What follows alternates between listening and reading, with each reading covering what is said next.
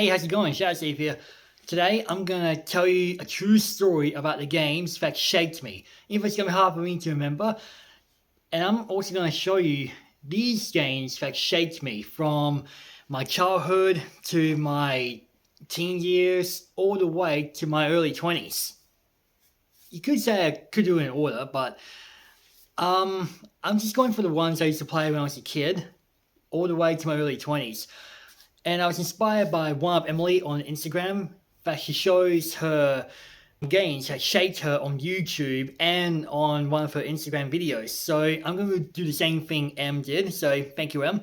I'll let you know who it is right here. Just be sure to give Em a follow if you haven't already. And check out the Team Metro YouTube channel if you haven't already. It was 97. My dad just left. My other sister wasn't born till early July. I had no one to play. I don't have any friends at school, which is, well, not cool for me. Or let's just say I was like the loneliest child at school the whole time, and I just didn't have anyone to play with. But when I was over at one of my mum's friends, some of her kids were playing the Super Nintendo or the N64 or the PlayStation, and I was thinking about getting into gaming. So it was Christmas of 97, and my dad got me a huge box wrapped underneath the tree. It was a Nintendo 64, and it came with a purple controller and Star Wars, Shadows of the Empire. And it wasn't just the first game I get to play, but it was also the game that got me into Star Wars. Because during the summer here in Australia, December and January, Dad took me to the cinema to watch the original Star Wars trilogy as a 997 edition, day after day after day.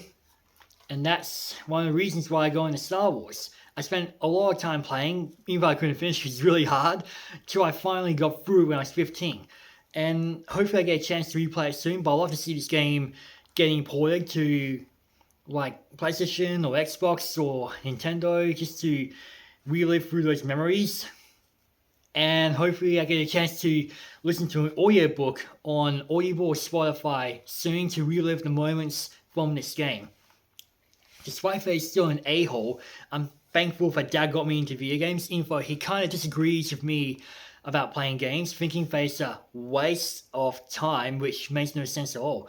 Gaming is my therapy, and it helps me get into, escaping reality and escaping being bullied. So yeah, that's the game that got me into gaming. It was 1999, I moved over to Adelaide. Fast forward to Christmas of 1999, I received Banjo-Kazooie on Nintendo 64 from my uncle and aunt. What I didn't know is that it's obviously a clone to Mario 64, but I actually love this game.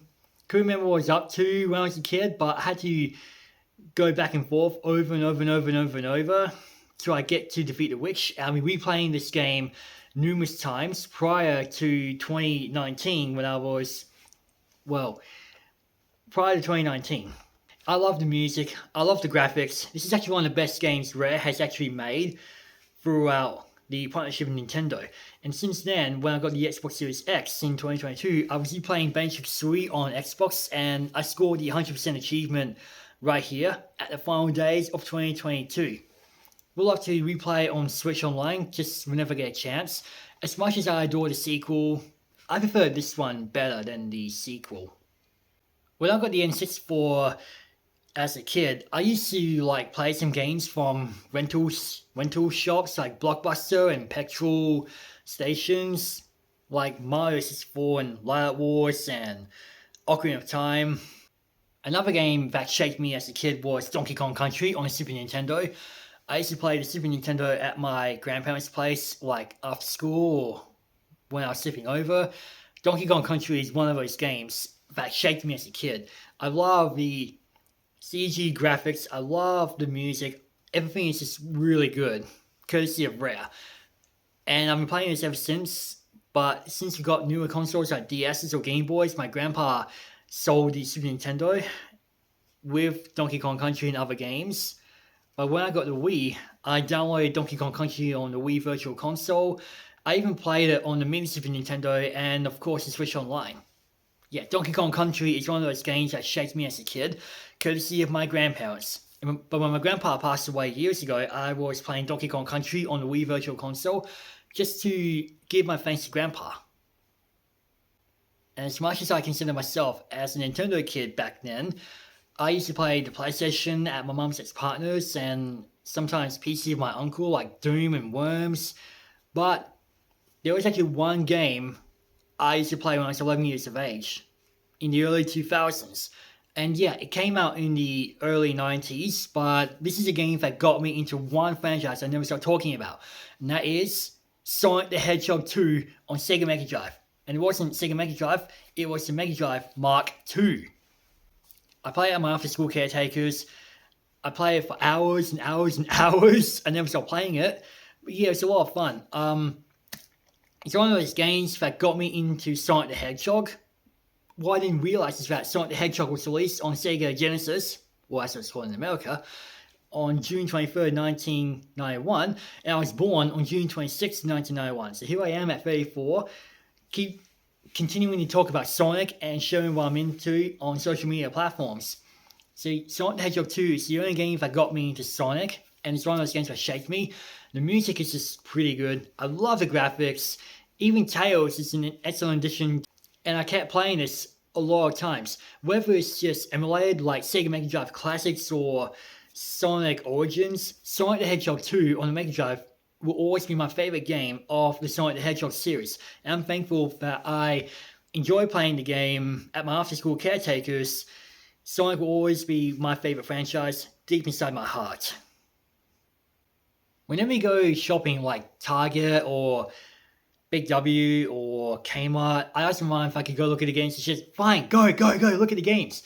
I stayed there. I was looking at some Nintendo games, some Xbox and PlayStations, like those for like G and G8 Plus, before it's PG, even M and MA15 Plus. I love having a look at the games just to heal up my childhood.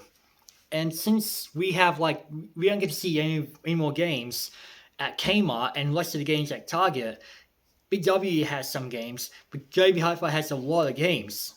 There are some games that shaped me as a teenage kid. Some DS games. In 2007, my grandma and grandpa got me the Pokemon Diamond on Nintendo DS for my 16th birthday, and I've been playing this a lot of times till I get to the final part of this game. Yep. All I did is battle. I even lose sometimes to my cousin, but Pokemon Diamond is one of those games that got me back into Pokemon, because when I was listening to some Pokemon music, my dad thinks Pokemon is for 5-year-olds. Okay, just to be clear, I let my dad get to me. I nearly gave up on Pokemon because, well, he thinks they're for 5-year-olds and he forced me to give up. But I always cherish the moments as a Pokemon fan, whether it's just the anime or the games. But thanks to my grandparents, I got Diamond, and it gets me back into Pokemon. And then, just weeks before my 18th birthday, I picked up a copy of Pokemon Pearl on DS, and since I got both DSi and the original DS Lite, I did a lot of trading for both these games, from this one to this one. The next game that shaped me as a teenager was Super Princess Peach. Just to be clear, it's not actually mine, it was my sister's. My sister got that for Christmas back in 2007, but she was kind enough to let me play. So I played this as Princess Peach instead of Mario. Perry the Umbrella is such a neat addition to the game, and I love the music, the graphics. This is actually one of my favorite Princess Peach games of all time, even though there hasn't been that many games where you get to play as Princess Peach prior to Princess Peach Superstar. And without my sister letting me borrow Princess Peach, I would never get into this one. As all the games that shaped me as a kid and as a teenager. But now, I'm going to show you the games that shaped me when I was in my early 20s. And now, we're about to get to the last part. The games that shaped me when I was in my early 20s. It was 2011, I was over at Target for a look, and I decided to pick up a copy of Tatsunoko vs. Capcom Ultimate All-Stars on the Wii. I never played any Capcom game before, like Street Fighter or Resident Evil or Mega Man. But this is a game that got me into Capcom. Whether it's just Capcom characters like Ryu and Chun-Li and Tatsunoko characters like Tekkaman Blade and Canada Eagle, I knew nothing about the characters. I knew nothing about Street Fighter. I just didn't know anything about it. So I decided to pick it up at Target for around $65, $69 AU, can't remember when. Just to try something different, because I kept playing Smash Bros. And I kept playing Mario and Sonic. I wanted to try something different. And instead of using the nunchuck and the Wii remote, or pressing controller, I decided to go for the Wii remote sideways. As a 3-button fighting game instead of just 6 buttons. Yeah, I love this game so much, and it got me into Capcom games. And speaking of Capcom games, in the same year I got this game, I picked up a 3DS, and I decided to pick up Street Fighter 4, well, Super Street Fighter 4 3D Edition at Big W, just to learn what I need to know about Street Fighter. And since then, I've been playing other Capcom and Street Fighter games, like Marvel vs. Capcom 3 and Resident Evil and the Mercenaries 3D. Yeah. Courtesy of those 2 fighting games on Nintendo by Capcom. I picked up a copy of No More Heroes on the Wii at JB Hi-Fi in 2011. I don't know, I just wanted to try something different as well. Like, Travis Touchdown is kind of looks like Johnny Knoxville, but this is actually the game that got me into Studio 51. The cell shading graphics are pretty good. I kept playing this for hours and hours and hours on my Wii. I kept replaying the story to find those I didn't collect. Biggest issue about this game is that it has no blood, because well, let's just say the Japanese and the PAL versions have no blood. The US version has blood, which is kind of odd. So I had to look up on YouTube, and I was like, what the hell? So I realized that the US version has bucketloads of blood, and the PAL version and the Japanese version doesn't. This is one of those games that got me into Studio 51. And since I played this game a lot of times, I get to pick up No More Heroes 2 Desert Struggle on the Wii at JB Hi-Fi. Best thing about it is that the jobs in the first game are like 3D. This one has 2D jobs. But the best thing about this game is that it's got bucketloads of blood for the PAL versions. And I love it when you use the Wii Remote and Nunchuck to do cross kills with your twin beam katana. So, Travis Touchdown in No More Heroes 1 and 2 are the reason why I go into Studio 51 games. Like Flying Stone and Rain on the DS, and when I downloaded Killer is Dead on Xbox Series X, and when I downloaded Shadows of the Damned and Lollipop Chainsaw remastered on PS5. So, thank you, Suda. Another game I play in 2011 is Red Steel 2, and it came with Wii Motion Plus. That's one of those games that shaped me when I was an early 20s person. Apart from control issues, it does take a while to swing your Wii Motion Plus hard. It does get a bit painful sometimes, but this is actually one of those games I enjoy playing. I kept going through the end. I kept replaying the end over and over and over and over and over. And if I should have played the first game, I was kind of like, whoopsie. Couldn't remember what I was up to in the first Red Steel game after playing this one. But Red Steel 2 will always be the best of the Red Steel games. I'll have to see more Red Steel games in the future. When Street Fighter Cross Tekken was released in 2012 on PS3 and 360, there was no Wii version. That's cool, because I managed to go to Target to get Tekken 3D Prime Edition on 3DS. It's one of those games that got me into Tekken, because, well, I don't know, I just want to try something different. Apart from those cards, which is kind of odd for Street Pass, it does have a movie, Blood Vengeance, which is actually okay-ish, but it looks kind of unfinished. But this is one of those games that got me into Tekken, and I've been playing some other Tekken games, like Tekken 7 and Tekken 3 on PS Classic. There are other Tekken games I haven't played yet, but this is the game that got me into Tekken. And the last game that shaped me when I was in my early 20s is Call of Duty Black Ops 2 on Wii U. It's a launch title for the Wii U. It's one of those games that got me into Call of Duty. I never played Call of Duty before, so this is actually the first COD game I played. Apart from the campaign, I suck a lot at zombies, but the multiplayer well, I kind of suck at multiplayer games because I kept dying all the time, but this is one of those games that got me into old school Call of Duty. And I do mean old school Call of Duty like Modern Warfare and Black Ops and World at War.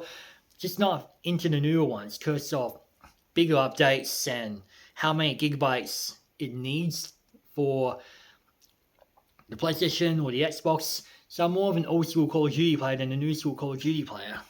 As much as I prefer campaigns, this game is one of those reasons why I go into Call of Duty. Just the old ones.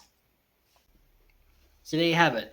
These are the games that shaped me as a kid to my teen years to my early 20s, including Sonic 2 and Donkey Kong Country on Super Nintendo. What games shaped you as a kid? Let me know down in the comments below. May as well going to say, just leave a control emoji if you have nothing to say. Huge thank you to one up Emily for inspiring me to do the same thing she did on YouTube and Instagram. So give her a follow if you haven't already. You can hit like, subscribe, ring your bell to be notified. Give me a follow on various social media platforms down in the description below. And thanks for watching.